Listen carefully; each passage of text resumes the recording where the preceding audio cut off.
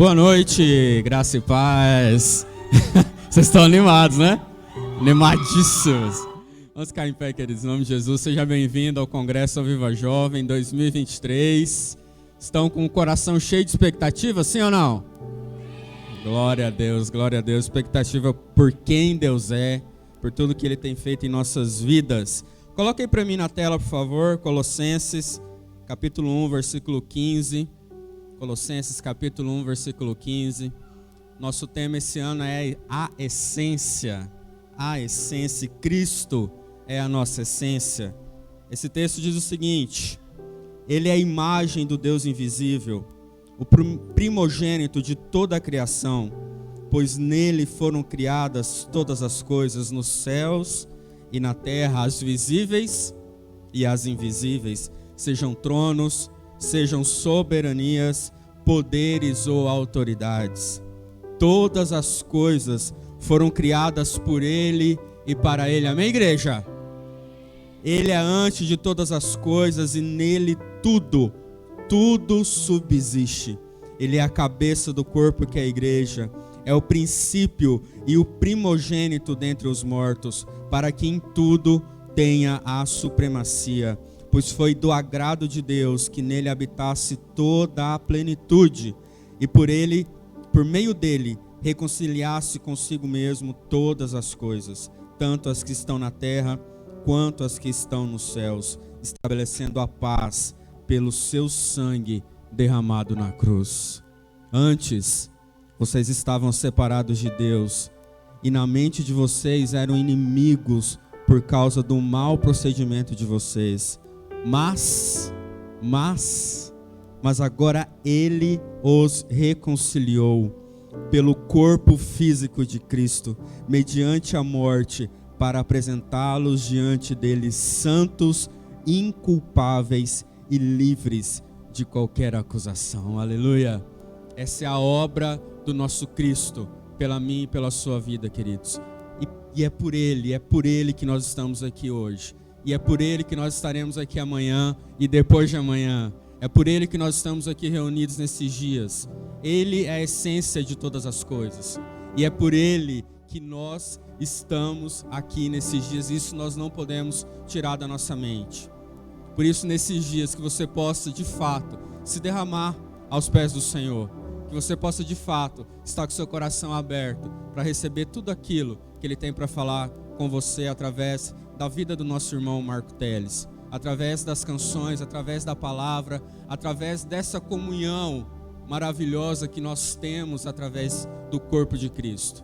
Que você possa ser edificado nesses 3 dias, meu irmão.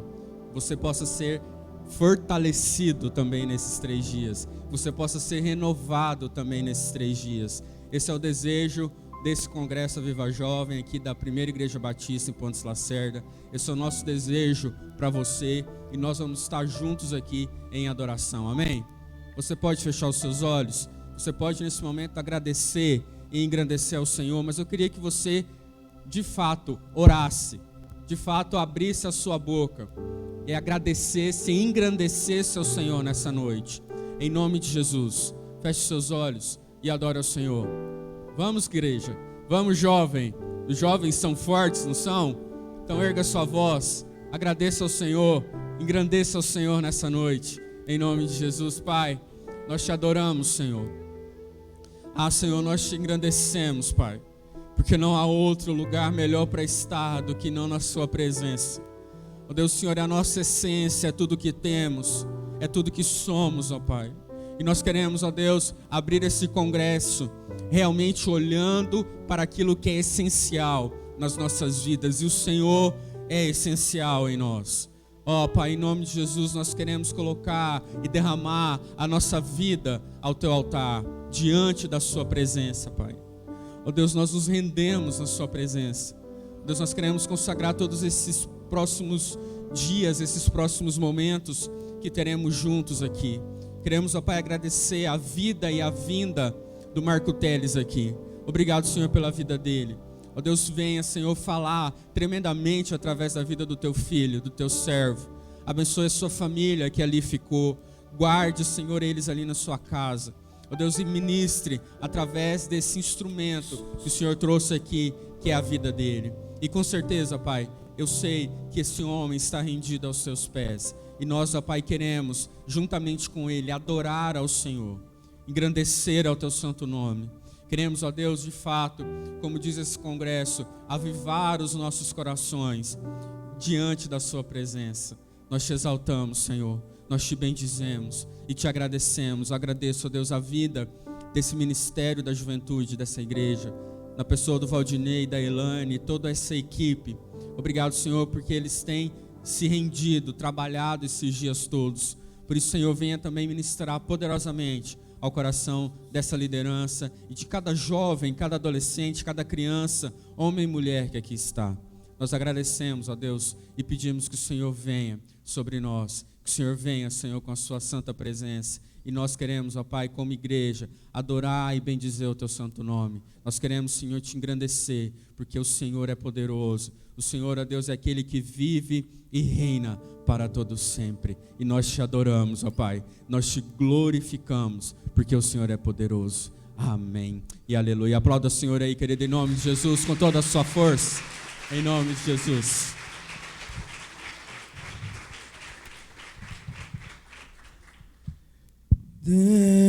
Dentro de mim há cordas que acordam novos sons, que vibram com o ar que vem de dentro dos pulmões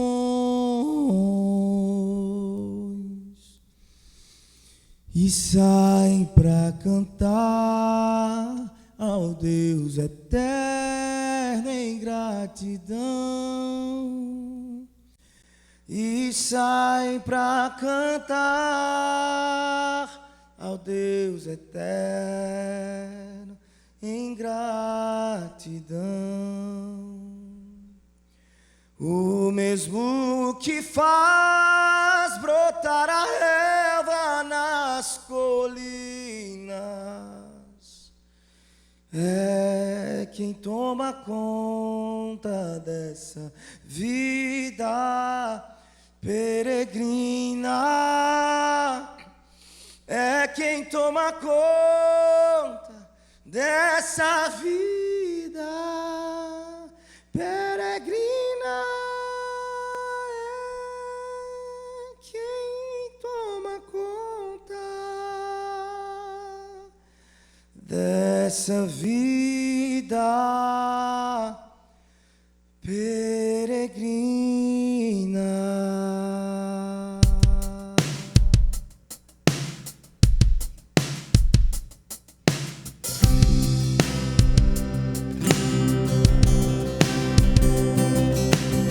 Louvado seja o Senhor, Deus de Israel, pois Ele visitou e redimiu para si um povo.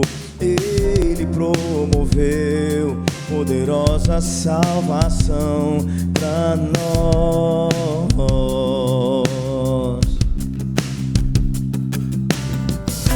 Aquilo que um dia Ele falou por seus profetas, aquilo que anunciou às gerações antigas, Ele fez cumprir. Ele nos salvou de nós. Graças a Deus estamos salvos, meus irmãos. E agora eu canto, antes porque agora eu falo.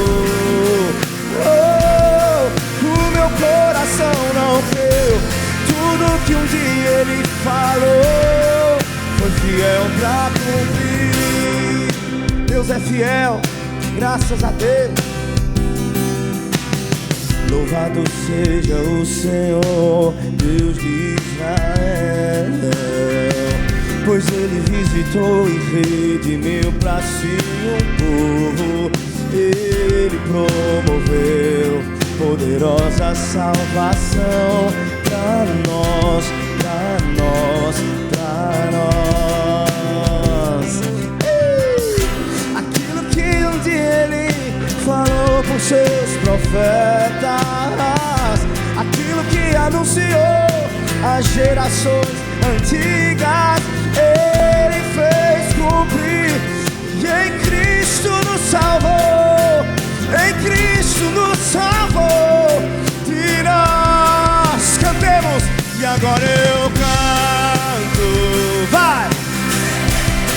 Antes mudo e agora eu falo. Vamos juntos!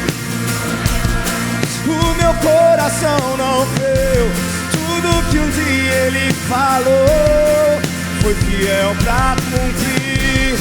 Eu canto,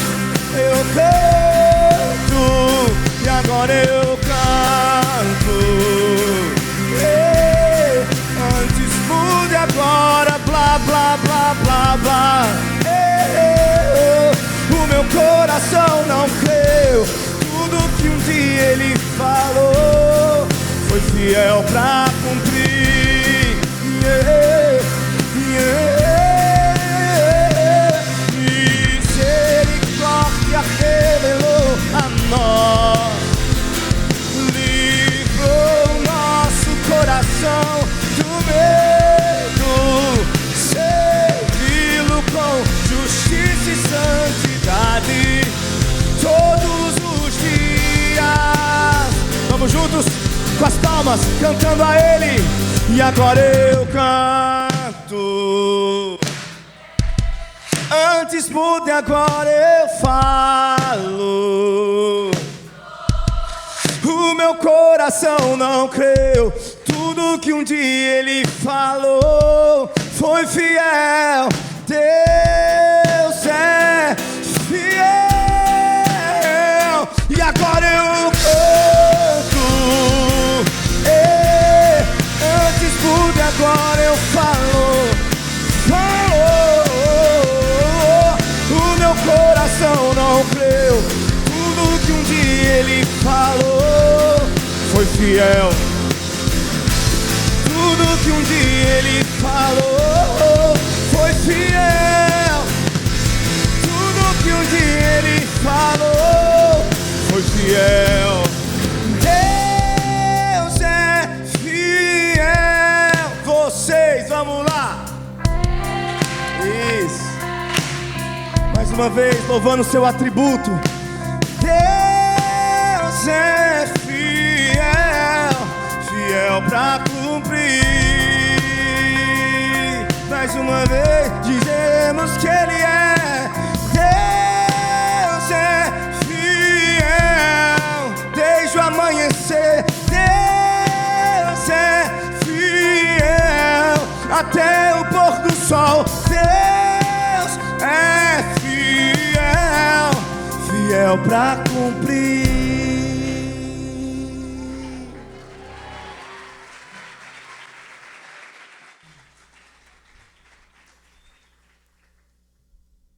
Minha gente, que alegria estar aqui. Que alegria. Pensei que eu não fosse chegar nunca mais. E não é porque vocês moram longe, eu que moro longe. Que coisa boa, gente, estar aqui, de verdade mesmo. Que coisa boa poder partilhar com vocês 3 dias, tá, à disposição para conversarmos, para partilharmos da fé, do Evangelho. Isso é uma bênção, uma dádiva, um privilégio muito grande. Fico feliz de verdade. No final das contas, o trabalho no ministério, o serviço do cristão, que quando eu digo trabalho no ministério, eu não estou aqui me colocando numa situação de privilégio. Eu estou trabalhando no ministério e vocês não. Todos nós, o trabalho que temos no serviço da fé, da comunidade, do ministério, é exatamente esse. Consiste nisso. Consiste em tocar o outro, em permitir-se ser tocado também. Como é que a gente sabe que estamos sendo cristãos genuínos? É pela quantidade de tempo que dedicamos ao outro. Ser cristão não é pertencer a um grupo social que tem seus costumes próprios, sua própria cultura, sua própria linguagem, seu jeito de ser, de se comportar. Ser cristão não é isso. Em essência, ser cristão é ser uma pessoa apta para a morte. Ser cristão é ser alguém que pode morrer. Ninguém pode morrer. Todo mundo está cheio de coisa. Tem um planejamento, uma agenda. Todo mundo está cheio de coisa para fazer, mas o cristão ele está disponível para a morte. Está todo mundo ocupado demais para tocar o outro, para ser tocado por ele. Tem um compromisso enorme, um monte de série para assistir, trabalho, tempo de sono, tempo de dedicar-se à sua beleza.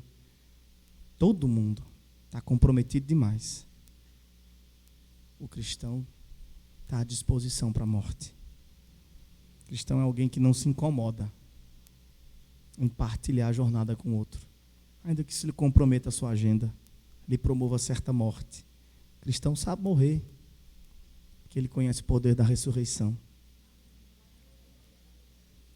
Então é um prazer estar aqui morrendo com vocês, de calor no caso. Um prazer de verdade, prazer de verdade. E aí eu estou falando sobre isso, não necessariamente por minha causa ou por sua causa, embora a gente tenha que seguir essa trilha, mas eu falo isso por causa de Cristo, porque esse é o exemplo de Cristo mesmo, né? Ele nos convida para essa jornada de experimentar aí o que é entregar-se para o outro, para a vida, para o mundo, com a confiança de que há uma ressurreição e uma alegria que só se encontra, uma alegria que só se encontra nesse garimpo específico. Estou tentando aqui adaptar a linguagem. Tem certas pepitas de ouro que você só vai encontrar aqui. Tem um ouro enorme, uma alegria incomparável que só se encontra no sofrimento, na dor, na entrega, na morte. E esse é o convite do Evangelho para a gente. Então vamos dizer sim a essa santa vocação. Amém?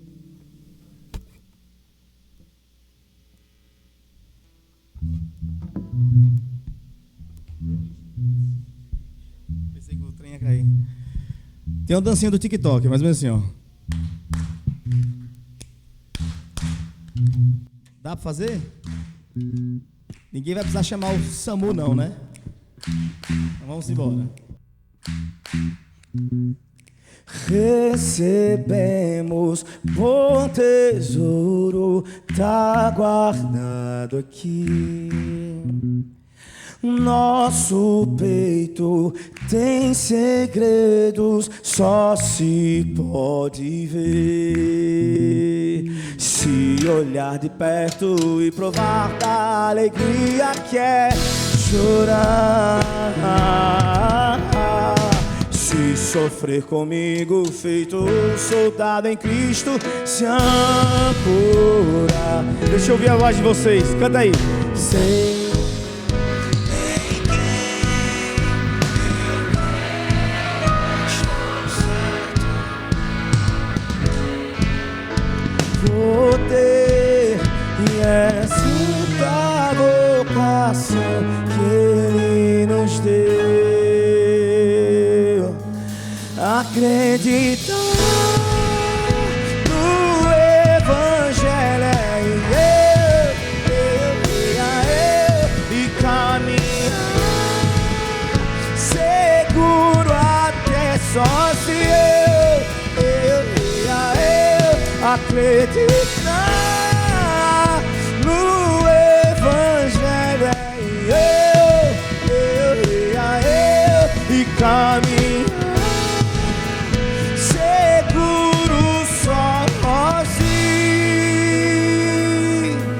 eu sei em quem tenho crido, sei em quem eu creio e estou certo de que tem poder e é santa vocação que Ele nos deu. com as palminhas, vem olhar de perto. 3, 2, 1. Vem olhar de perto e provar da alegria que é chorar. Acreditar no Evangelho e caminhar.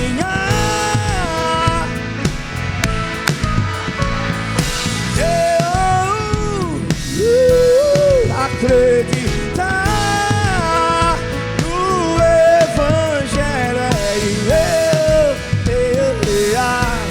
e caminhar seguro até sozinho.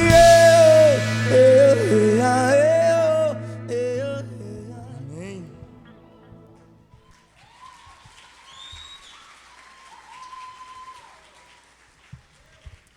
Vamos fazer uma competição, que eu acho que a igreja é lugar para isso, será? Aqui, ó, da metade para cá, vocês vão cantar acreditar no Evangelho. Da metade para cá, beleza? Aí vai ver quem vai ser melhor, qual o time que vai ganhar. Nem quem ganhar, nem quem perder, nem quem ganhar, nem quem ganhar, nem quem perder, vai. Vocês conhecem essa filosofia milenar. Então vamos lá? 1, 2, 3. Acreditar. Vocês podem fazer melhor, vai. E caminhar. Coisa mais linda. Vamos embora. Deixa eu ver aqui, ó. Acreditar.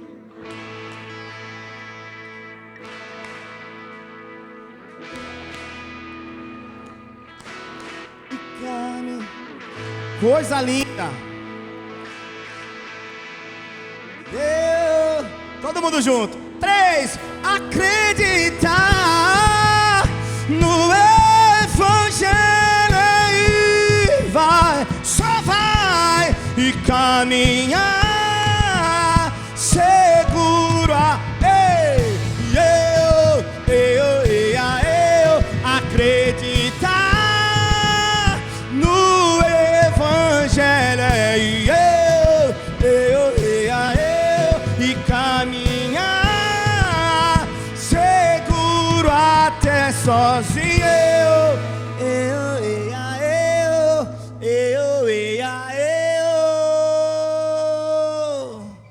Coisa linda.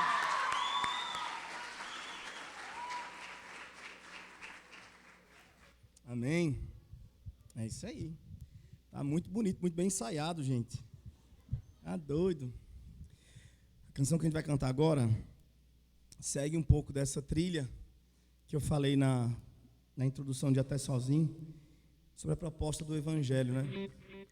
O Evangelho não é apenas um convite maluco para que você venha, se entregue à glória que é sofrer por Cristo, com vistas numa esperança futura que compensa qualquer dor, que enxuga todas as lágrimas. Não é só isso o Evangelho. O Evangelho não é só essa chamada. Não. O Evangelho também é um exemplo a ser seguido. A gente não vai porque uma voz chamou. A gente vai porque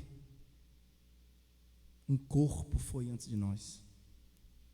Teve um par de pés que trilhou isso.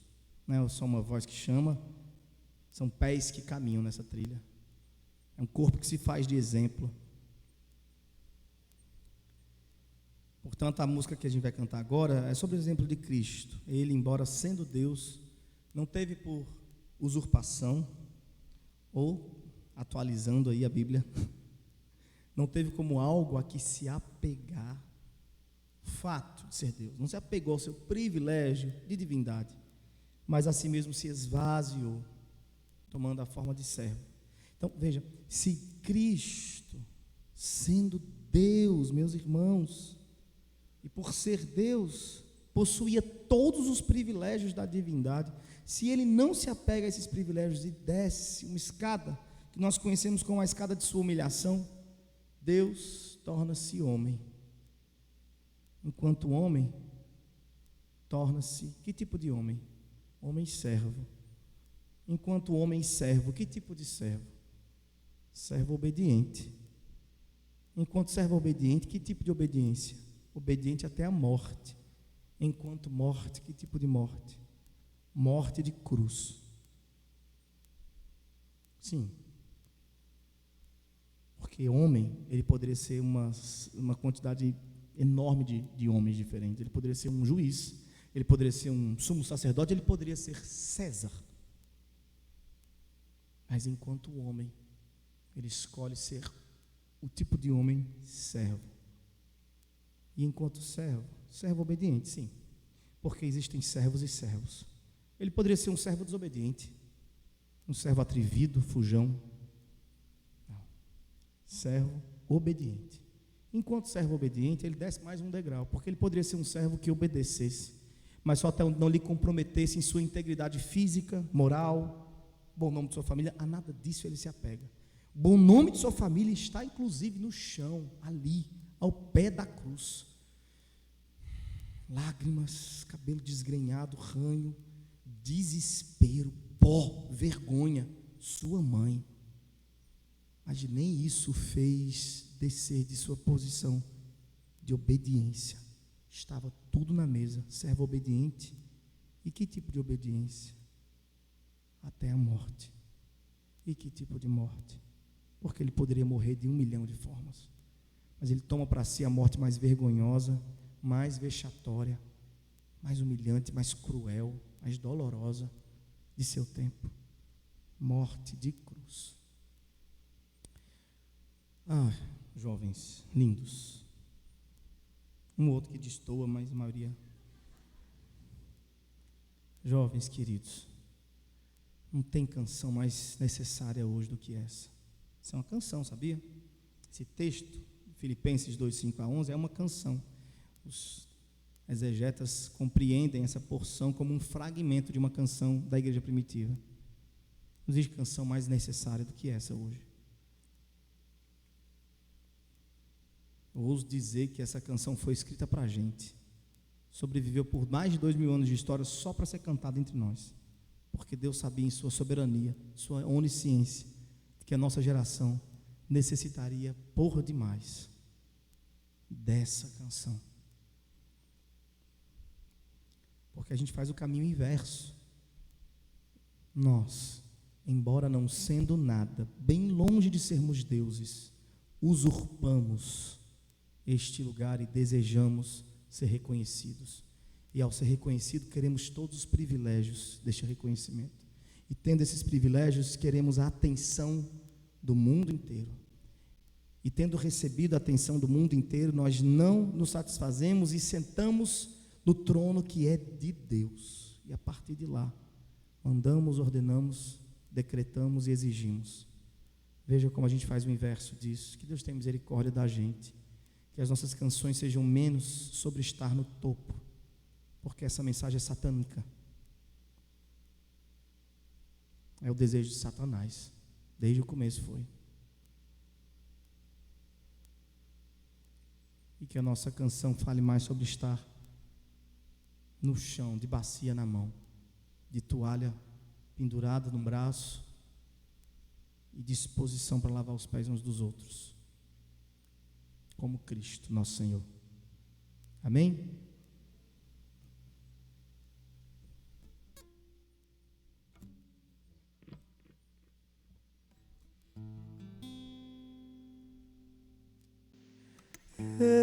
Ele, o Criador do céu, que em tudo põe a mão e chama como o céu. Ele, que guarda em seu ser a glória do eterno, perscruto fundo inferno. Ele que chama pelo nome estrelas que se escondem e seres incontáveis se foi.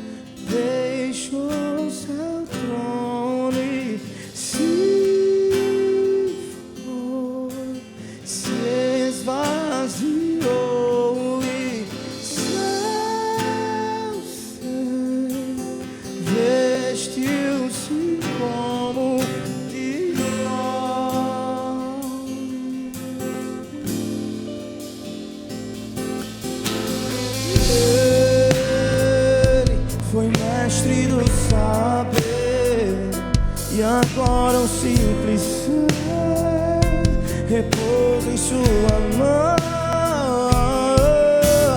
Chora, precisa e implora, tem fome, sente frio, se humilha no vazio de morrer. A mais terrível dor de Deus se separou, tomou a sua cruz e respirou.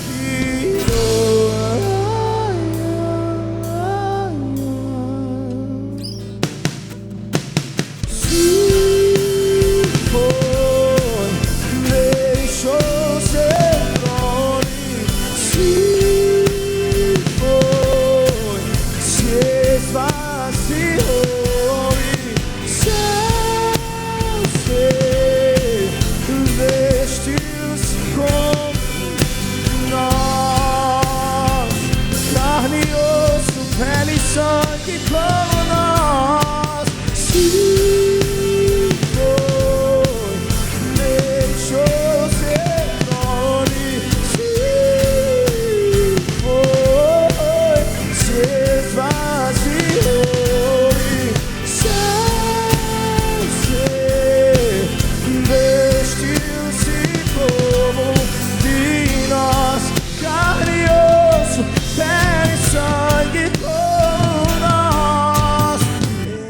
Exaltou então o Pai, o exaltou, louvor e glória, devoção a Ele, somente. Vamos dizer que Ele está exaltado. Exaltou então o Pai, o exaltou, louvor e devoção a Ele, somente a Ele. Exaltou então o Pai, o exaltou, louvor e glória, devoção a Ele, sim, a Ele, somente a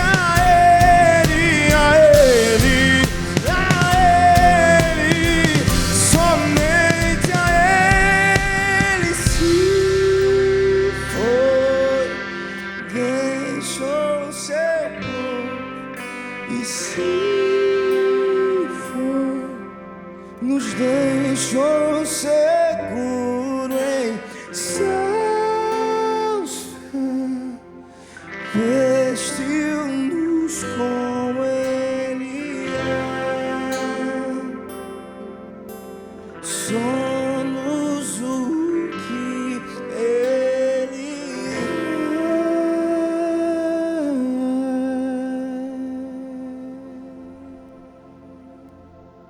Somos filhos de Deus como Ele é. Somos filhos de Deus porque Ele é.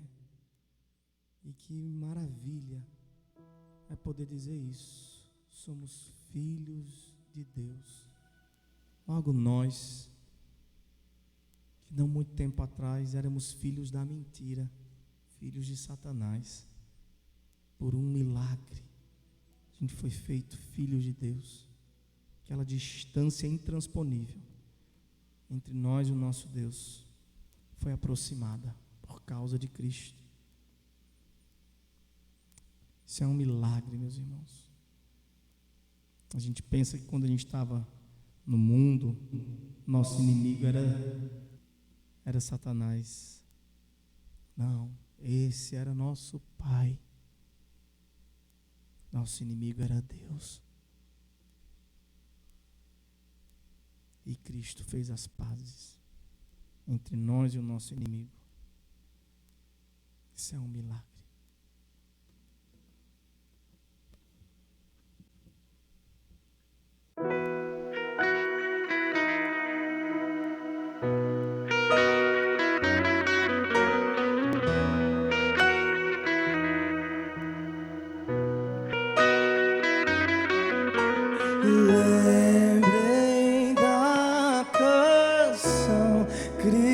o retrato de Deus, do que foi feito antecedeu primeiro, antes do nascer, fez justiça e em si morreu, supremacia em trono são teus.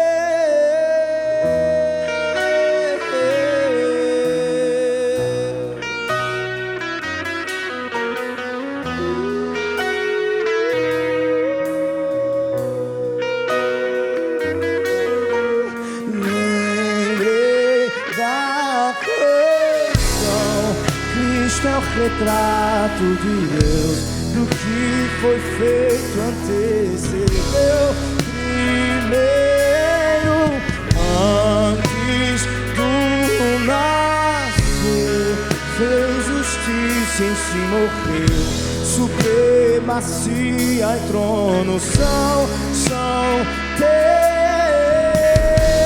E aquele fio que se rompeu da minha alma até a Deus, o sangue santo costurou Cristo e suas linhas de amor.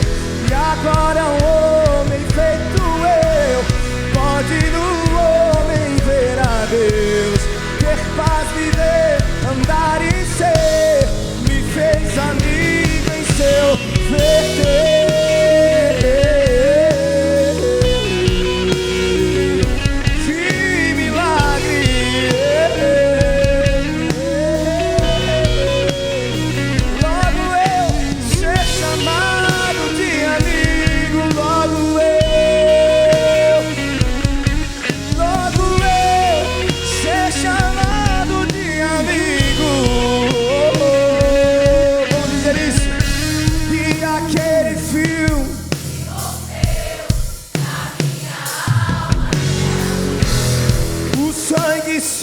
Costurou Cristo e suas linhas de amor. E agora um homem feito eu pode no homem ver a Deus, ter paz, viver, andar e ser, me fez amigo. E aquele fio que se rompeu da minha alma até a Deus, o sangue santo costurou Cristo e suas linhas de amor. E agora um homem feito eu pode no homem ver a Deus, ter paz, viver, andar e ser, me fez amigo em seu verter. Paz com Deus, a minha paz vos dou.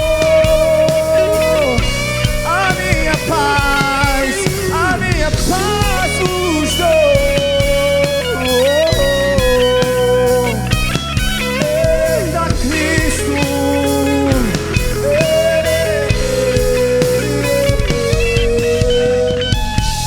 e aquele fio que se rompeu da minha alma até a Deus, o sangue santo,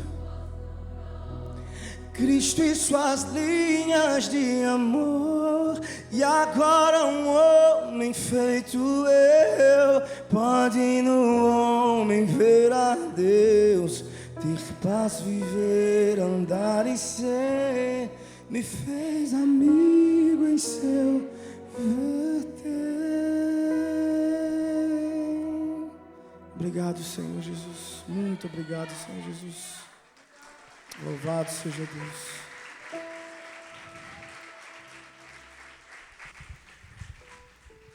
Glória a Deus. Senta aí um pouquinho.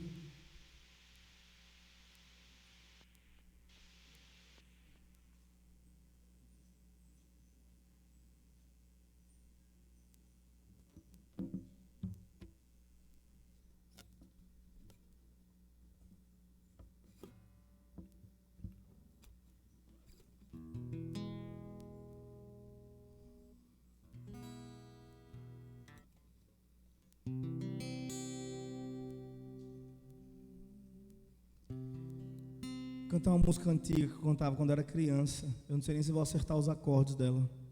Problema não, né? Mas eu me lembrei dela no final dessa canção que a gente estava cantando. Longe do Senhor andava, num caminho de horror, por Jesus não perguntava, nem queria o seu amor.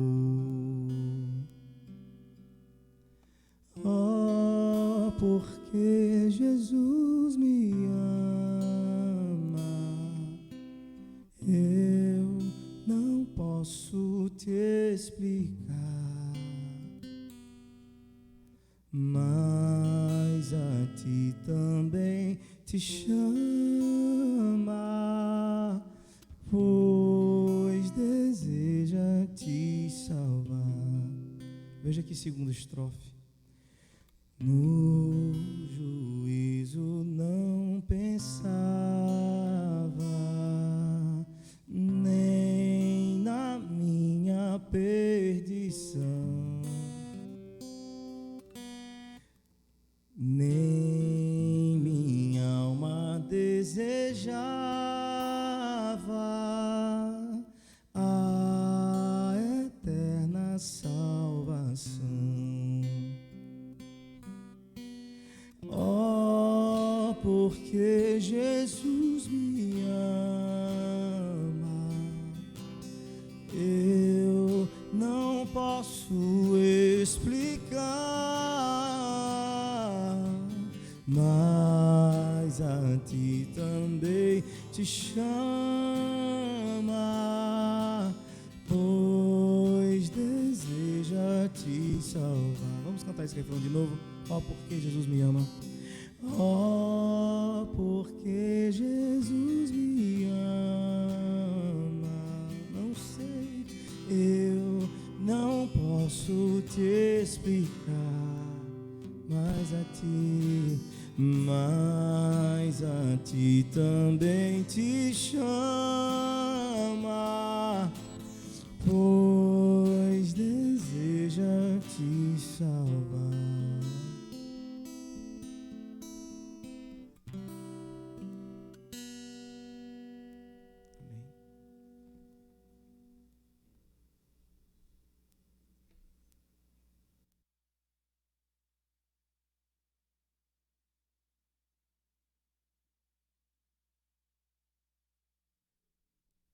Meus irmãos queridos, vamos para a parte mais bela de todas.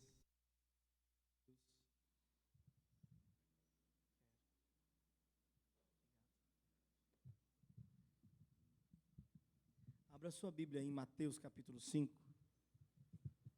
Ouvi dizer que a gente vai ter uma longa jornada aqui esse final de semana, né?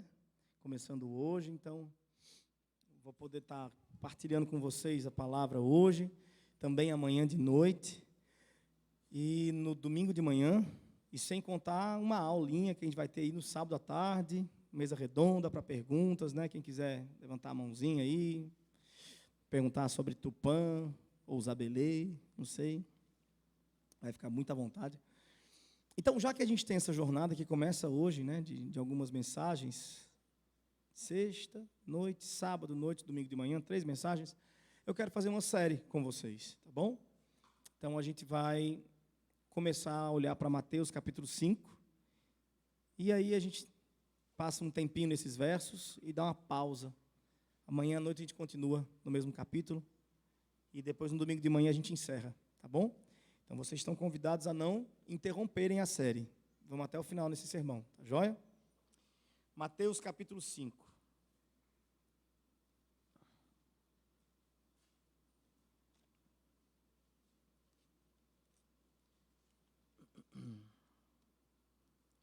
Mateus capítulo 5, meus irmãos, esse aqui é um dos textos mais importantes do Novo Testamento, está banhado a ouro na estante do Novo Testamento, porque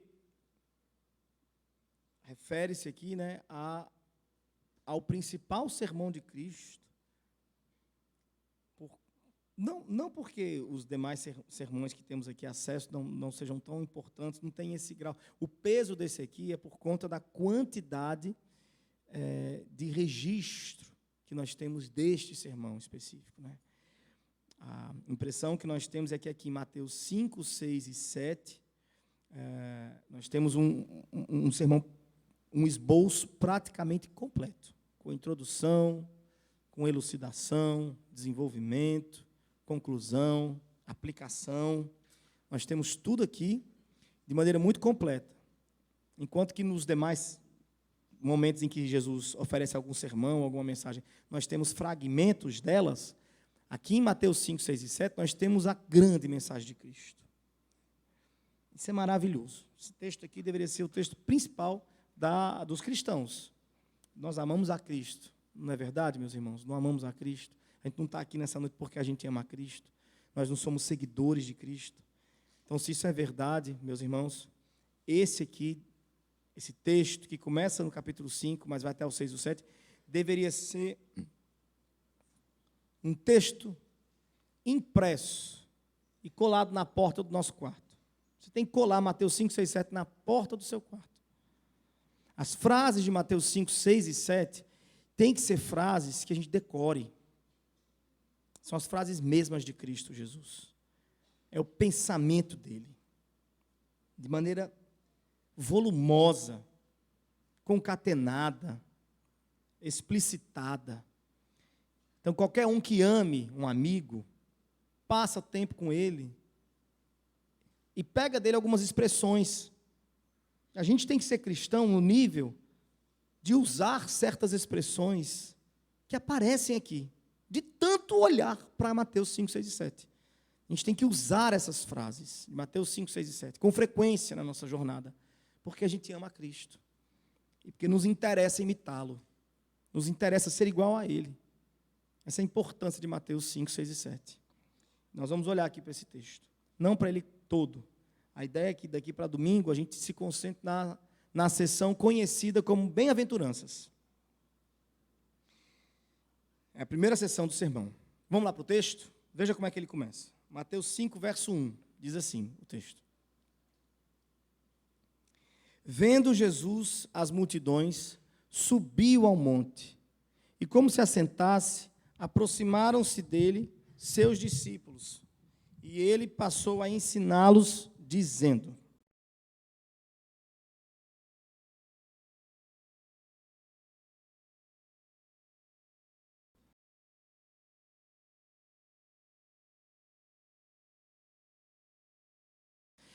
se você já assistiu alguns filmes de Jesus, você vai entender, né, que a maioria deles retratam esse momento do Sermão da Montanha de forma equivocada. Geralmente, o Sermão da Montanha acontece enquanto Jesus caminha no meio da multidão. É como se Jesus estivesse falando com as pessoas. Então, ele vai caminhando dizendo: olhe, quem tem 2 túnicas, ofereça uma a quem não tem nenhuma. E caminha mais um pouquinho no meio das pessoas e diz: se alguém lhe chamar para caminhar 1 milha, ande também 2, né? Ouvistes o que foi dito, né? Não matarás, eu, porém, vos digo, aquele que odiar o seu irmão já o matou, né? Ouvistes o que foi dito, eu, porém, vos digo, olhem as aves dos céus, os lírios do campo, eles não semeiam nem ceifam, e vai andando e falando todo o sermão da montanha no meio do povo. Mas essa não é a cena que Mateus elabora para a gente no primeiro verso aqui. No primeiro verso a gente já vê que não é por aí. O que acontece é o seguinte: Jesus vê as multidões e se ausenta delas e vai para cima do monte. O que era um movimento absolutamente natural de Cristo. Jesus fazia isso com alguma frequência, se ausentava. Quando ele ficava, enfim, quando ele tinha o desejo, por exemplo, de falar com Cristo, de falar com o Pai, o desejo de jejuar, o desejo de conversar com seus amigos mais próximos, essa ausência de Cristo era natural, era um movimento natural. E acontece aqui de novo, ele vê as multidões, sobe ao monte, se assenta. Aí o texto vai dizer que os seus discípulos, vendo que ele está assentado no monte, sobem para próximo dele e se assentam aos seus pés. E então, o texto vai dizer que ele começou a ensiná-los, dizendo. No português, pode haver alguma dúvida sobre se este começou a ensiná-los se refere à multidão ou aos discípulos. Mas no grego não há dúvidas. Do grego não há dúvidas. Esse começou a ensiná-los refere-se especificamente aos seus discípulos que estão aos seus pés. Você pode pensar, mas que besteira, vai 10 minutos numa besteira dessa. Mas não é besteira. Na verdade, nessa besteira reside todo o segredo do Sermão da Montanha. É para o público-alvo. A pergunta aqui é para quem Cristo pregou. E essa pergunta é importantíssima. Vocês não fazem ideia da importância dessa pergunta. Porque se Cristo falou para a multidão, isso nos faz entender que Cristo tem uma expectativa quanto à massa dos que estão no fluxo. Agora, se Cristo falou exclusivamente para os seus discípulos, isso nos leva a outras compreensões de que a expectativa de Cristo e a sua exigência recai sobre o seu grupo de discípulos. E esse é o caso. O Sermão da Montanha, por maior que seja, foi dito para poucas pessoas. E é entregue com o endereço certo. Tem endereço certo. Os discípulos de Cristo. Cristo não pregou o maior sermão de sua jornada para a multidão, mas pregou para os seus discípulos. Agora, a multidão está na cena, e não à toa. Mateus não registra que a multidão de forma ao léu. Existe uma razão para a multidão estar aqui. Portanto, meus irmãos, embora Jesus tenha dito, proferido o seu sermão para os seus discípulos, ele o faz por causa da multidão. Ele faz por causa da multidão. Vendo Jesus as multidões, subiu. Seus discípulos chegaram e ele ensinou. Quase como se Mateus estivesse dizendo: seja lá o que Cristo vai ensinar a partir de agora, ele o faz com a urgência de quem viu algo. Ele viu as multidões. E aqui vem a nossa primeira pergunta para vocês, jovens mancebos. Palavra maravilhosa, não sei porque caiu no desuso. Jovens mancebos. Primeira pergunta. Você está vendo? Quando você olha, você vê. Ao seu redor. Quando você olha. Tem uma multidão, tem multidões. Gente de toda tribo, língua, cor, raça.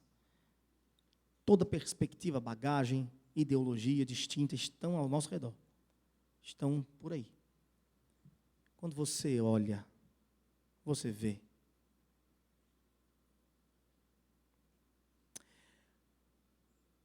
Ou passando pelas multidões, você o faz como um cego, que não vê nada. Você permite-se ser atravessado pela necessidade da multidão? Ver a multidão lhe atravessa. Enquanto você atravessa a multidão, você permite que ela lhe atravesse de volta?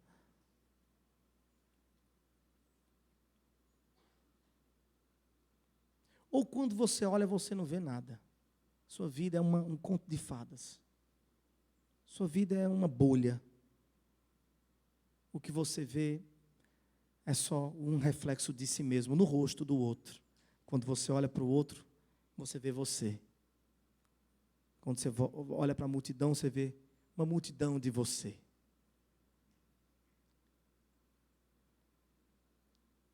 Você vê. Porque, veja, esse é um dos maiores deslizes do nosso tempo. E que nos nos coloca debaixo da mesma condenação que estava sobre a Igreja Católica, Apostólica, Romana, nos tempos de Lutero. O fato de nos isolarmos, de nos afastarmos. A Igreja Católica foi acusada por Lutero de se alienar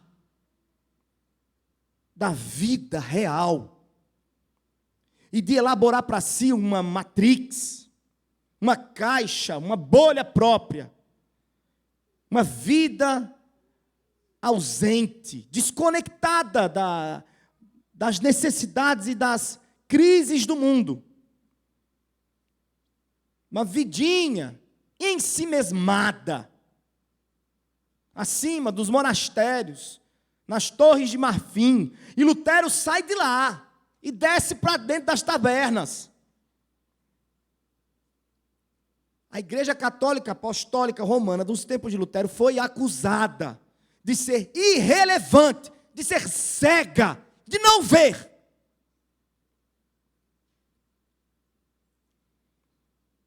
E um dos nossos maiores deslizes hoje é sermos exatamente a cópia da Igreja Católica Apostólica Romana nessa questão. Nós também somos cegos, alienados, afastados, irrelevantes. O mundo está lá embaixo se estrupiando. E quando algum dos nossos arautos sobe até o parapeito de nossas construções faraônicas, o faz para gritar morte.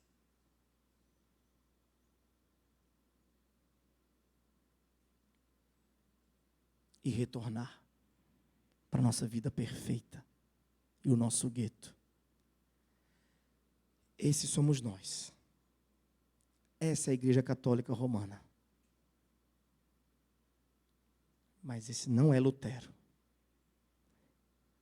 Esse não é Cristo.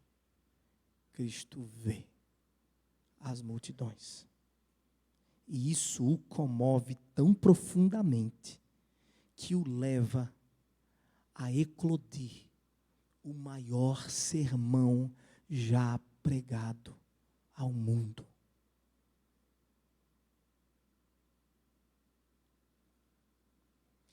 E vem a segunda pergunta.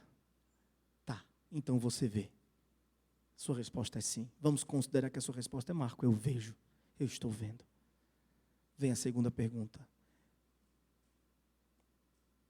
À medida que você vê, o que isso causa em você?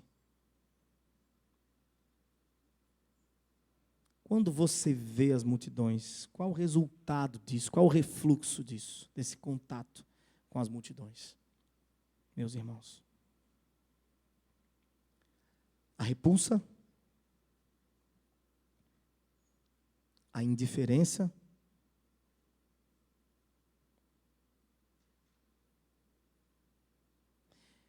Cristo viu as multidões e o resultado foi o Sermão da Montanha. Amém, gente? Se nós estivermos na trilha correta, estivermos vendo, o resultado disso não pode ser outro, senão a salvação. Um ato de redenção. E Jesus, atravessado pela multidão que ele atravessou, sobe para o monte e se assenta. Seus discípulos chegam perto dele e ele começa a ensiná-los, dizendo: é quase como se Jesus dissesse: eita, essa multidão, meu Deus do céu, essa multidão.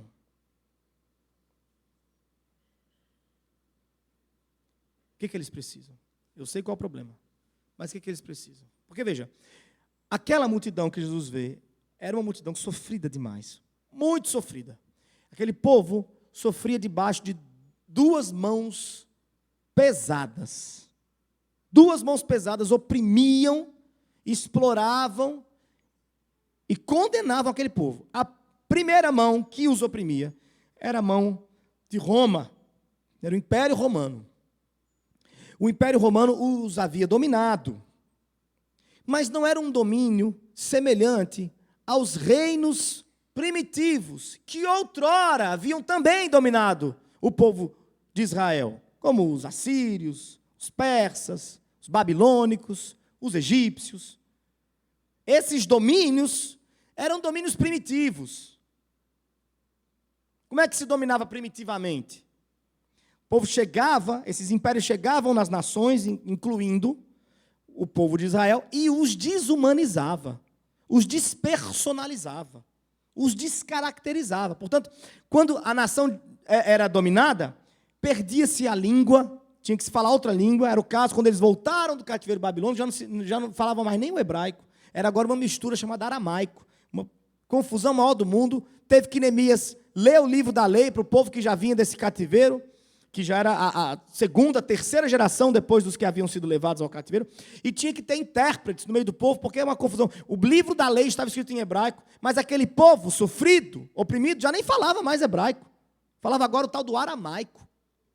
Eles perdiam seus templos, seu direito ao culto. Seus templos eram blasfemados, eram, destruídos, coisa horrorosa. Eles mudavam, inclusive, o nome. Você quer mais despersonalização do que mudar o seu nome? Mudar o seu nome. Vocês lembram do caso de Sadraque, Mesaque, Abednego? Enfim, nomes trocados, Daniel. Então, esse tipo de domínio gerava um incômodo incurável na alma do povo dominado. Incurável. Porque enquanto o povo estava debaixo daquele domínio, estava no desejo de libertar-se, de voltar a prestar os seus cultos, fazer suas festas, usar seus próprios nomes, sua roupa, seu jeito, seu estilo de vida. E isso causava o quê? Uma série de motins, uma série de revolução no meio das pessoas. E, portanto, esses impérios costumavam cair com alguma frequência. Agora, Roma foi sofisticada demais no seu processo de domínio das nações. Não à toa durou tanto e expandiu-se para tanto. Porque Roma, enquanto dominava, não despersonalizava. Isso mantinha as pessoas no pão e circo. Não, pode cultuar, a gente até apoia. Quer que eu construa uma sinagoga para vocês? Ô, gente, fica aqui. Está aqui, vá lá. O que vocês querem? Fazer sacrifício? Faça seu sacrifício. Vou aceitar a religião de vocês como oficial aqui, uma das religiões oficiais do Império. Belezinha, estamos juntos demais. O que vocês querem? Ah, tem feriado de vocês? Não. No feriado de vocês é feriado. Vocês vão fazer as festas de vocês, que vocês não vão ser impedidos. Isso tudo mantinha o povo debaixo de uma falsa sensação de liberdade. Mas, no final das contas, havia uma opressão enorme que os impedia de prosperar. Os impostos eram altíssimos. Povo pobre mesmo. Pobre. Então, do ponto de vista da sociedade, aquela multidão se sentia pobre. Do ponto de vista da sociedade, aquela multidão se sentia de portas fechadas. A outra mão que os oprimia era a mão da religião. Seus compatriotas. Se aqui a porta da terra estava fechada, por causa do braço de Roma, do lado de cá a porta do céu também fechou-se, por causa dos fariseus. Eita, que multidão desgraçada. Nem nesse mundo, nem no vindouro, a gente não tem nada. A gente não é ninguém. O padrão que os fariseus colocam para a gente é impossível. Como é que eu vou jejuar tantas vezes, como esse aí que fala, obrigado, porque eu não sou como esse aí, eu jejuo 2 vezes por semana. Eu não consigo, eu tenho que acordar 4 horas da manhã, para poder correr atrás de pescar, de cuidar de ovelha, de os serviços mais rudimentares da sociedade eram feitos pelos judeus. Como é que eu vou jejuar 2 vezes por semana? Eu vou morrer de fome. Eu não tenho condições disso. Como é que eu vou para o templo todas as vezes? Eu não tenho condições de alcançar esse padrão. E os fariseus olhavam de alto a baixo e diziam, vocês perderam. Vocês não correspondem ao padrão da justiça de Deus, como nós. Só que os fariseus, eles eram apoiados por Roma para trabalharem na religião. Então havia um incentivo fiscal, inclusive. Veja só. Vocês estão entendendo, minha gente? E o povo estava nessa miséria. Jesus vê a multidão. E é quase como se ele dissesse: meus discípulos, eu vi, eu ouvi, eu senti, eu fui atravessado enquanto eu atravessava. E eu sei do que essa multidão precisa. Essa multidão não precisa de mais uma religião. Não é isso. Essa multidão não precisa de mais um partido político, uma revolução política. Não é isso. Essa multidão não precisa de um assistencialismo e de uma ONG para salvar eles da fome. Não é isso. Essa multidão precisa de uma coisa só, eu sei o que é. Por isso estou na urgência de conversar com vocês. Essa multidão precisa de cristãos. Se você quiser saber qual é o resumo dos 3 capítulos e qual a grande mensagem do Sermão do Monte, eis. A grande mensagem do Sermão do Monte é a descrição de um cristão. O que é o Sermão da Montanha? É Cristo descrevendo aos seus discípulos o que é um cristão. Quem é um cristão? E isso na urgência de salvar uma multidão inteira. E aí, para a gente entrar no sermão propriamente dito, meus irmãos, está muito técnico hoje, né? Não sei se está, mas está tudo bem, né, gente? Para a gente entrar no sermão propriamente dito, tem mais uma coisa a nível de introdução ainda, que eu preciso dizer sobre o Sermão da Montanha. É que, como eu falei agora, trata-se de uma descrição do cristão. Quem é o discípulo de Cristo? Está aqui descrito em 3 capítulos. Raio-x completo do discípulo. Logo, o Sermão da Montanha não é uma lista do que fazer para ser cristão. Deixe-me construir esse argumento. O Sermão da Montanha não é uma lista do que você faz para ser um cristão. Sobretudo, essa parte introdutória, conhecida como as bem-aventuranças, que é a que vamos olhar com cuidado nos próximos 3 dias, começando de hoje, trata-se da descrição do rosto. É um retrato falado, como diria Martyn Lloyd-Jones. É o retrato falado do cristão. Sabe o que é retrato falado, gente? Óbvio, vocês sabem. Quando, por exemplo, você é assaltado. Aqui não acontece, né? Aqui não acontece realmente. Sei lá, de repente você foi garimpar, achou uma pepita de ouro, não sei, jogando. Não sei se acontece por aqui. Estou usando um romance bem distante. Achou uma pepita de ouro. Alguém roubou sua pepita de ouro. Saiu correndo. Você vai na delegacia e você vai descrever. Tem um profissional lá, né? Que ele vai ouvir, ele é treinado para ouvir a sua descrição e desenhar o rosto daquele meliante.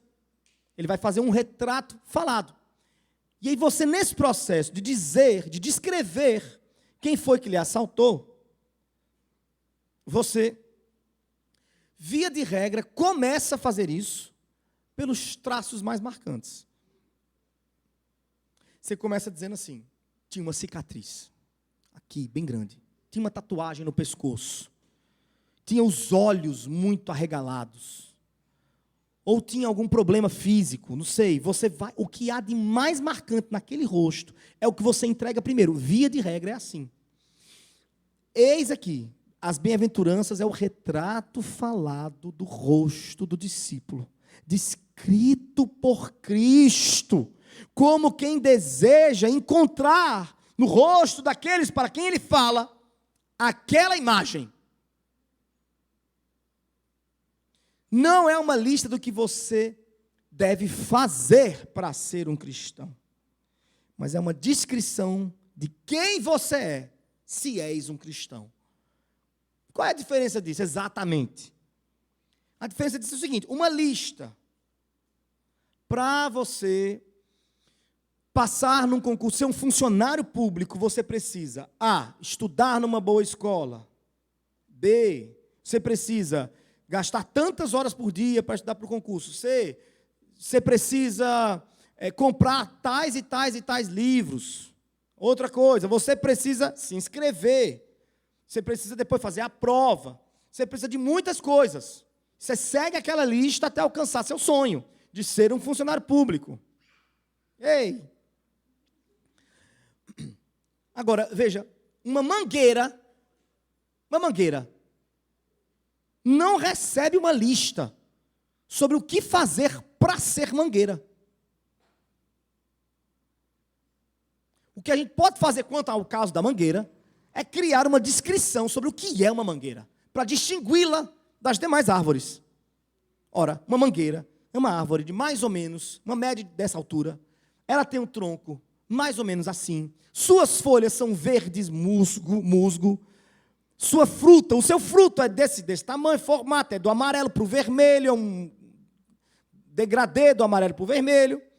Dentro do seu fruto tem um caroço, ele é muito amarelo, a carne do fruto.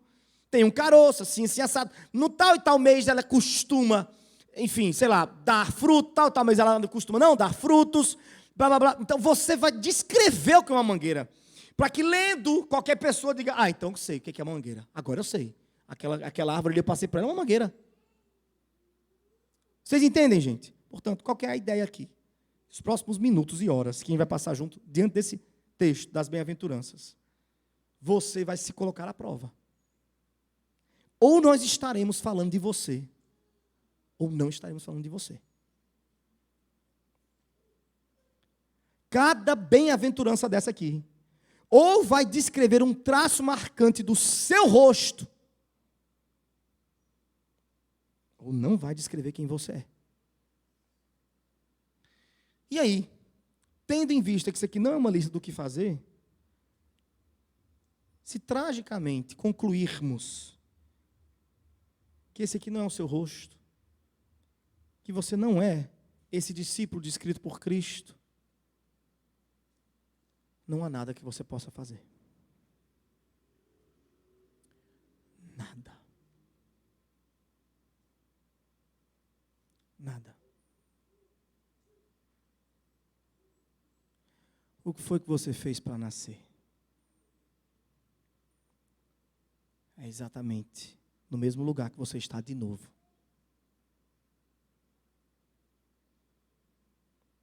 Para nascer de novo, precisa-se tanto de você, quanto precisou-se no seu primeiro nascimento. Não precisa. E foi essa a crise de Pedro para Cristo. Quando Cristo fechou as portas do céu para o jovem rico. Falou, não. Você vai lá, vende. Pedro olhou para a cena toda, falou, mas então quem há de se salvar? Porque na cabeça de Pedro, coitado, ele olhava para o jovem rico e dizia, meu amigo, se alguém vai entrar no reino do céu, certamente é o jovem rico. Eu estudei com esse menino. Na sala de aula era só 10, eu era expulso toda vez. Eu tinha um ranço maior do mundo, eu queria arrastar a cara desse menino no asfalto. Ele não errava uma. O menino era, olha, comportado, dividia o lanche. A gente forçava ele a isso, algumas vezes. O menino ético, sentado na escola dominical, aquele menino ali sabia mais que o professor. Nunca roubou uma borracha, nunca pisou fora da linha, nem na linha ele pisou. Um menino perfeito. Eu vi Jesus. Sou da mesma cidade que esse menino aí. Eu sei quem eu sou. E sei quem ele é. Ele é o melhor de nós. O melhor de nós. E você acabou de fechar as portas para o melhor de nós. Portanto, quem é que vai... Homem, pelo amor de Deus, se esse aqui não vai, realmente. E olhe a resposta de Jesus. Pedro, o impossível aos homens é possível a Deus. O jovem rico, Pedro, está querendo possibilitar a sua salvação por meio de sua própria justiça e de seus atos. É impossível. Agora, Pedro, você que já sabe que com sua força não consegue, espera. É possível para Deus fazer essa obra. Espera só mais um pouquinho. Eu digo mesmo a vocês aqui, como encerramento da introdução. Foi só a introdução, gente. Como encerramento da introdução, digo a vocês, se no final desse sermão de 3 dias, você se encontrar em péssimos lençóis, com a sensação de que a gente não falou de você hora nenhuma, espera. Se quiser chorar, chore. Porque o impossível ao homem é impossível. Você ser essa pessoa que é impossível. Virar mangueira do nada é impossível. Mas o impossível ao homem é possível a Deus. Amém? Vamos orar? Senhor, muito obrigado por Tua palavra que está diante de nós e que nos motiva, Senhor, nos confronta e nos consola. Que nos próximos momentos que estivermos juntos, agora, amanhã, depois, esse texto seja usado pelo Teu Espírito Santo para nos moldar à imagem do Filho amado. Pedimos pelo milagre de ouvirmos a Tua voz. Pedimos por esse milagre, em nome de Jesus. Amém. Vamos para a bem-aventurança. Vou falar da primeira apenas. A gente para e amanhã a gente volta. Tá bom? Diz assim: e ele passou a ensiná-los, dizendo: bem-aventurados os humildes de espírito. Em algumas versões minhas preferidas, por exemplo, a NVI vai dizer: os pobres de espírito, porque deles é o reino dos céus. Veja aí, essa é a primeira bem-aventurança. Logo, trata-se do retrato falado, né, como eu expliquei para vocês. Logo, é o que há de mais marcante no rosto do cristão. Qual é o principal traço do rosto do cristão? Alguém trombou com ele, no meio da rua, e vai descrevê-lo. Eis aí a primeira característica que se diz sobre o cristão. O que há de mais marcante, sólido em seu rosto, mais evidente, a sua marca principal. O cristão genuíno, o discípulo verdadeiro, ele é antes de tudo e acima de qualquer coisa, um pobre de espírito. Um pobre de espírito. Esse é o discípulo. Esse é o plenamente satisfeito. Bem-aventurado, plenamente satisfeito. É o significado de bem-aventurado, é plenamente satisfeito. Que é a condição de um discípulo de Cristo. É a condição de um cristão. Só o cristão é plenamente satisfeito. E a principal característica deste plenamente satisfeito, deste discípulo, é que ele é um pobre de espírito. A pensar-se, o que mais nos identifica no mundo é a pobreza. Eita! Aqui, nesse exato minuto, estou criando uma cisão enorme entre o cristianismo apresentado por Jesus, neste verso, e o cristianismo apresentado pela televisão. Estou criando uma cisão enorme entre o desejo mesmo de um cristão e a ambição da nossa religião. Porque nós, meus irmãos, ambicionamos pela riqueza. Nós somos instruídos de que merecemos os melhores e maiores lugares. Disseram para a gente, e a gente acreditou, que a gente é cabeça e não cauda.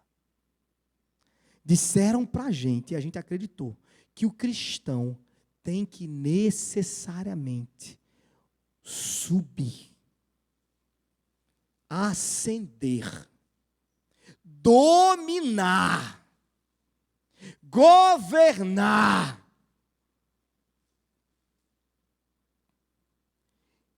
E aqui Cristo me aparece quebrando com toda a minha lógica religiosa e me diz que se tem algo que identifica um cristão em primeiro momento, seu traço mais marcante, que não passa despercebido, é o fato de que o bexiguento é um pobre de espírito. O que vai se dizer dele, em primeiro lugar, eu conheci alguém. Quem? Uma pessoa diferente. Mas o que ele tem de diferente? Ele é pobre de espírito.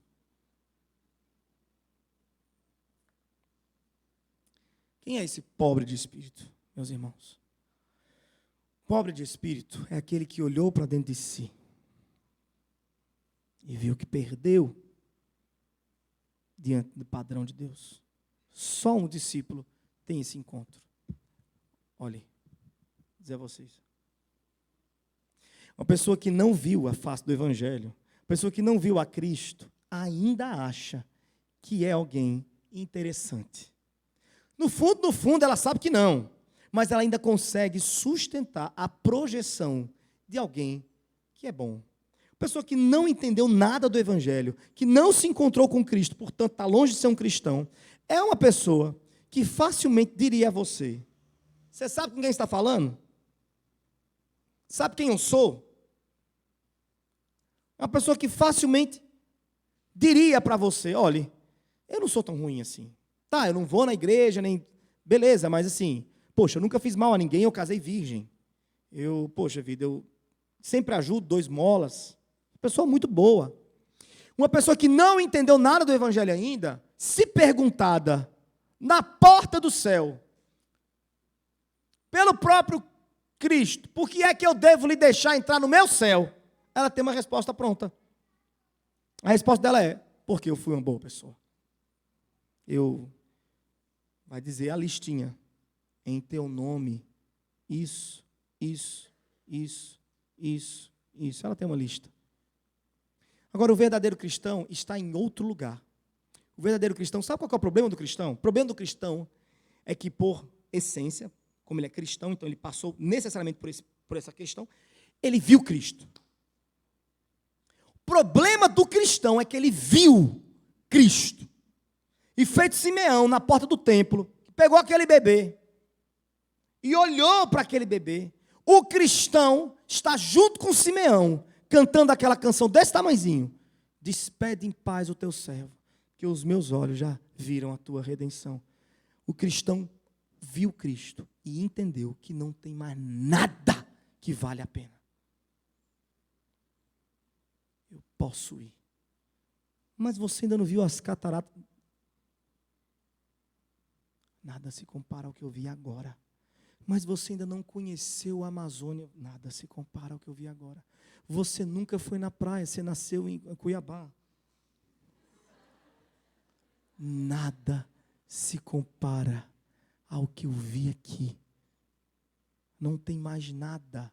Não sobra nada. Eu posso ir agora.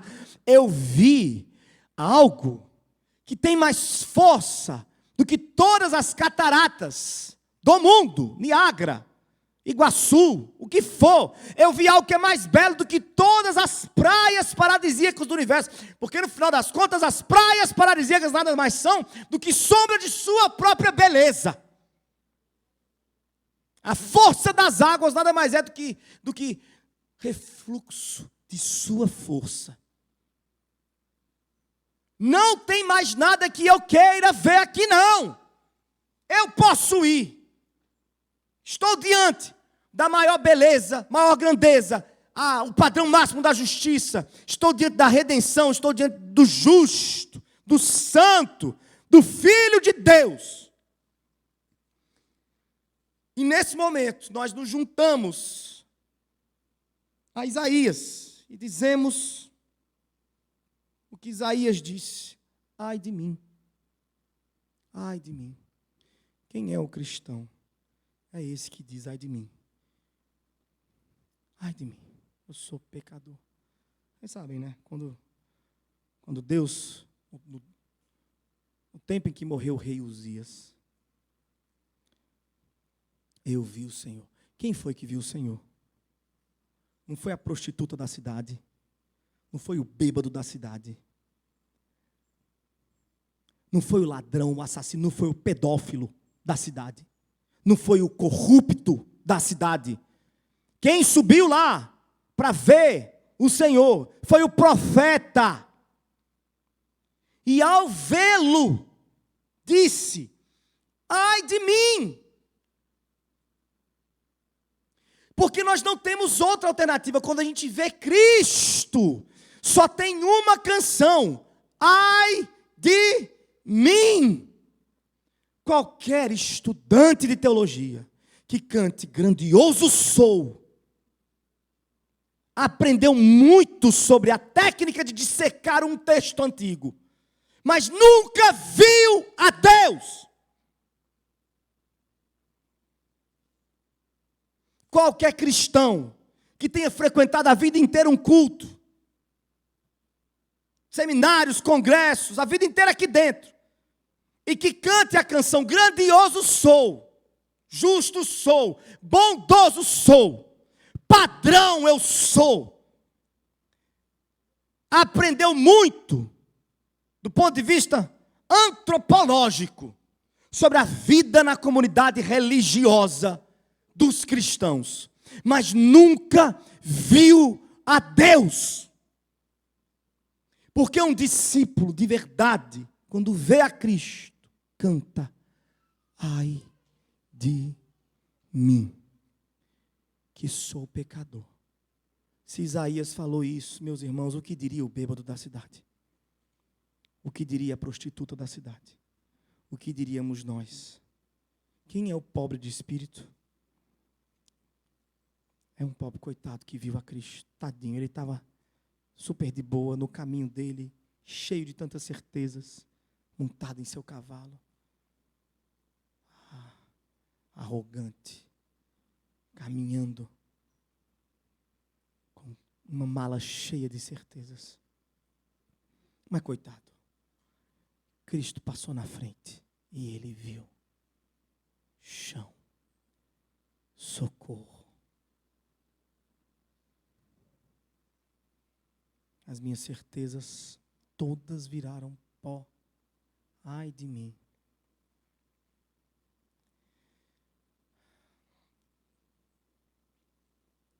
A nível de contraste, quem não é o pobre de espírito? O que não é pobre de espírito é exatamente esse que diz: cuidado, você não sabe com quem está falando.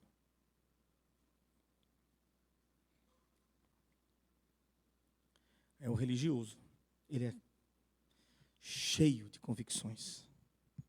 Ele tem muita riqueza espiritual. Pobre de espírito. Essa coisa do espírito é importante. Porque sim, existe alguma relação com o dinheiro físico, mas é só alguma relação, já chego lá. Mas sobretudo, trata-se de riqueza espiritual. É o camarada que não tem um puto no banco. Nada. Dinheiro para nada. Mas Deus, se tenho crédito contigo, eu te peço, bota ali 2 anjos, mais 3 acolá, faz assim, faz a... Ele está cheio de moeda de troca espiritual. Imagine você pensando que por conta da sua oração, seu jejum, sua entrega na igreja, você acumula créditos com Deus. Sua relação com Ele é uma relação meio bancária, assim, um negócio esquisito. Transação financeira. E você chega e fala: Deus, poxa, eu tenho me dedicado tanto. Eu tenho algum crédito? Sabe qual é a resposta? Imagine se Jesus respondesse: vou olhar aqui. Está devendo ainda. Mal precisa orar mais quantas vezes e jejuar? Só fazer o cálculo aqui, senhora. Você não tem tempo para isso. Não tem. E não é você. O tempo não tem tempo para o tanto de oração que você deveria me dar. Ainda que você vivesse todo o tempo disponível, o todo o tempo disponível é pouco. O tempo não tem tempo, o bastante para lhe dar. Vocês estão entendendo, gente? Quem é o pobre de espírito? É esse que entende que diferente do fariseu que se levanta e fala, eu jejuo 2 vezes, ele se dobra no chão e fala assim, ai de mim. Qual desses 2 saiu perdoado? O pobre de espírito é esse que está no seu barco, bem tranquilo, à vontade, fazendo tudo de errado. Mas aí, coitado, Cristo decide pisar no seu barco, ou entrar no seu barco. O pobre de espírito está junto com Pedro. Pedro ali, de pesca maravilhosa, entendeu que aquela pessoa que estava no seu barco era diferente. Aquela pessoa era divina. Qual foi a atitude de Pedro? Estava nu.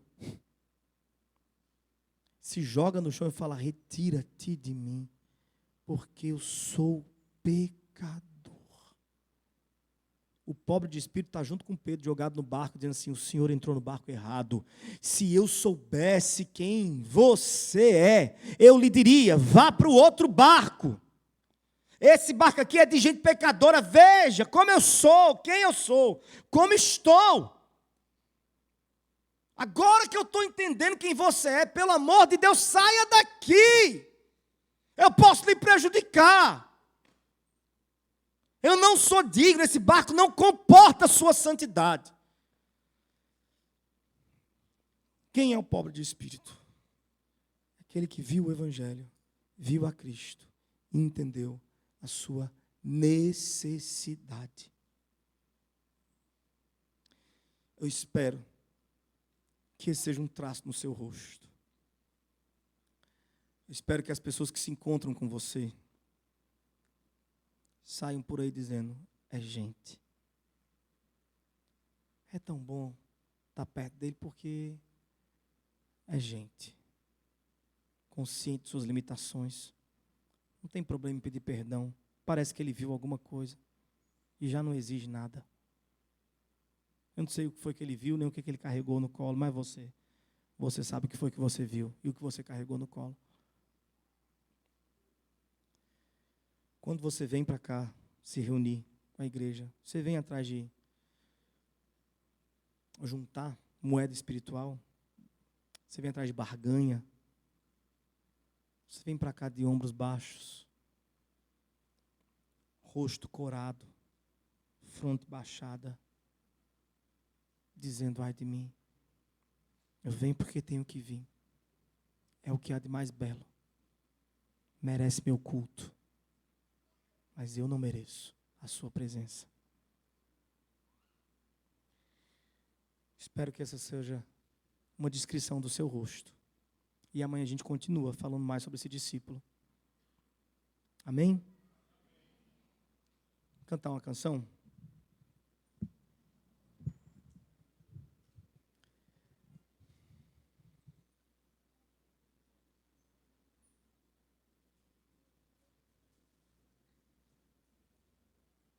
Fique de pé no seu lugar aí.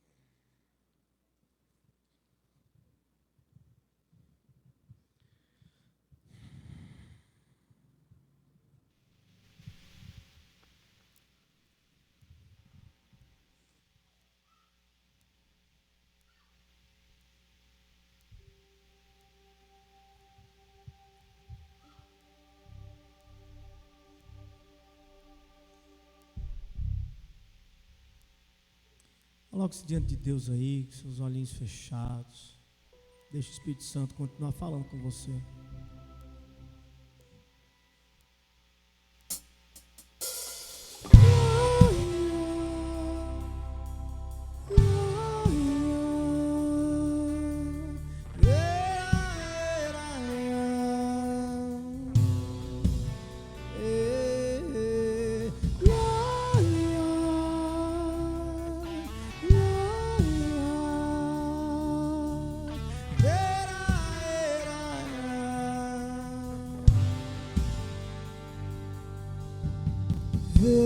veja, a vida está tão perto.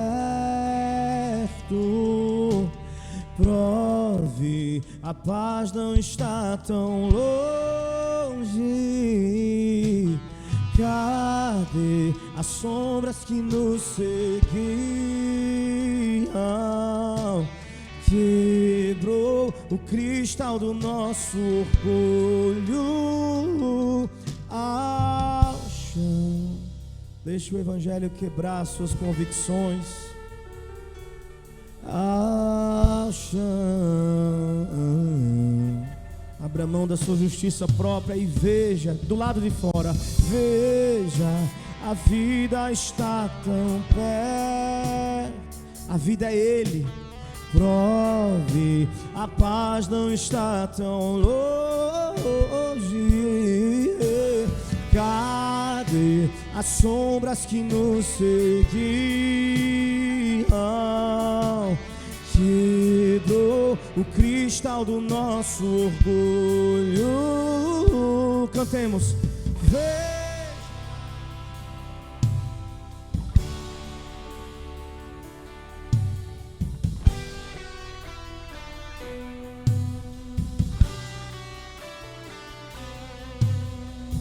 Eita, tudo se rendeu. Quem não louvará? Quem não temerá o Rei? Veja os tronos de outros reis dobrados ao chão, meu coração.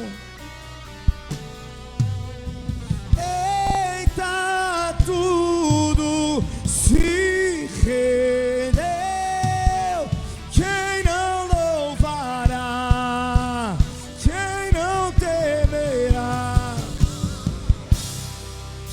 Importa que ele cresça bem maior, maior que toda sombra aqui.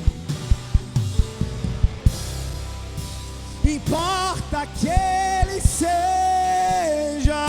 o que ele sempre foi, o único Senhor. Importa, importa, importa que ele cresça bem maior, maior que toda sombra que a gente projetou. Importa que ele seja único, único, único Senhor. Veja os tronos dobrados ao chão, até meu coração.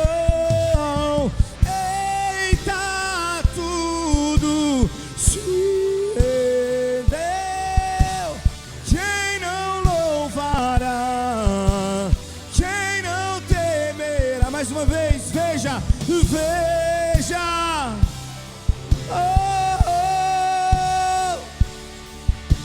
até o pior deles, meu coração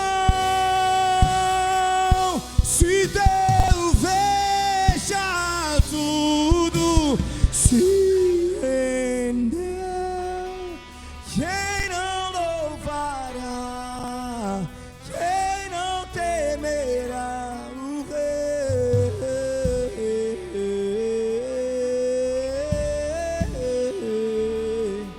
Senhor, Senhor, Senhor, quebra o meu coração, dobra o meu coração, Senhor, Senhor. Então naquele dia, essa rainha altiva, minha vontade comovida, de joelhos ouvirá a voz do seu real Senhor, Senhor.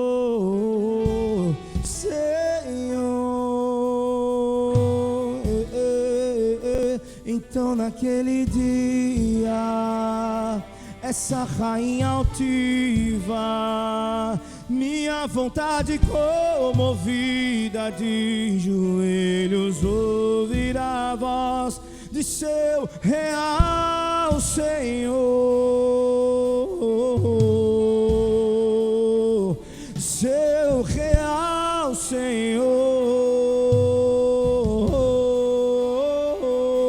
Então naquele dia, minha rainha altiva, minha vontade comovida, de joelhos ouvirá a voz. Então naquele dia, essa rainha altiva, minha vontade comovida, de joelhos ouvirá a voz. Então naquele dia, essa rainha altiva, minha vontade comovida, de joelhos ouvirá a voz de seu real Senhor, de seu real Senhor, a voz de seu real Senhor, a voz de seu real Senhor.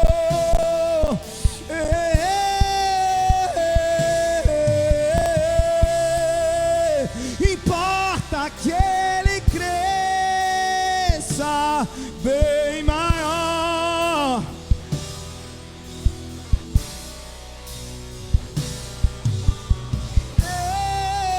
Importa que ele seja Senhor dessa rainha altiva, minha vontade comovida, de joelhos ouvirá. Importa que ele cresça bem maior.